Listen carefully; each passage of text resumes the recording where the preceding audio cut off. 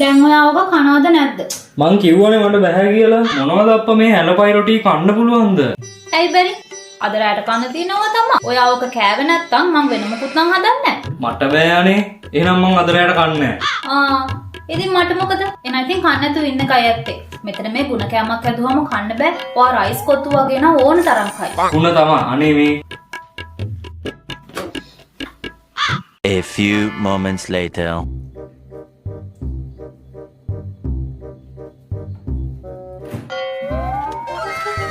chocolate.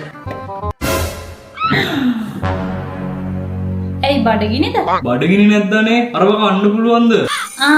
අර දීපුවා කාලේ ඉවර වෙනකන් ඕක කන්නේ. දාන්න දාන්න.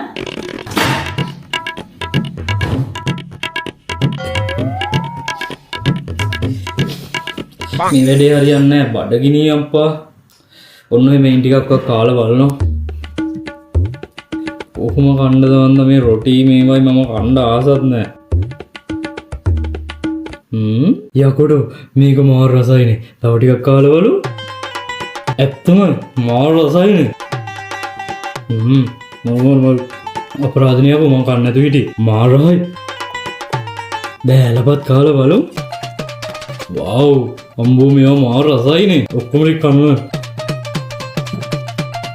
ඉවරයිනේ. තව තියෙනවද දන්නේ නැහැ.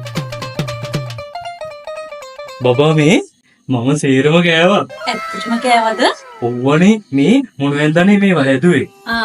මං ඒව හැදුවේ නිකාඩෝ ආට පිටිවලිනුයි නිකාඩෝ කුරක්කම් පිටිවලිනුයි යන්නේ. ඒකට නිකාඩෝ නුනුත් දැම්මා. මරුනේ යන්නේ. ඔයා වගේ හෙල්දි කෑම කන්න නැති අයට 100% ස්වභාවික අමුද්‍රව්‍ය වලින් නිෂ්පාදනය කරන නිකාඩෝ ආට පිටිවලිනුයි කුරක්කම් පිටිවලිනුයි කෑම හැදුවාම අගේට කනවනේ. හරියට දැන් ඔයා කෑවා වගේ. අනික මේ නිකාඩෝ පිටි හොයාගන්නත් අමාරු නෑ. ඕනම සිල්ලර වෙළඳසැලකින් සුපිරි වෙළඳසැල් වලින් වගේම සතුසාලවි සැල් වලින් ගන්න පුළුවන්. යා මරුනේ. ඔන්න මට හැමදාම ඕනේ ඈ. මේ ඒක නෙවෙයි. තව නැද්ද?